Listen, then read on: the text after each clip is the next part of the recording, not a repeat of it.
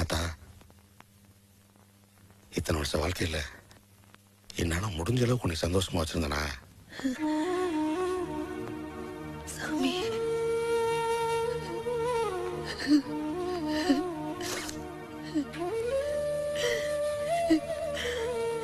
அந்த சிரிக்கு மக நாக்குல பல்ல போட்டு பேசும்போது பாதி உசுறு போயிருச்சு.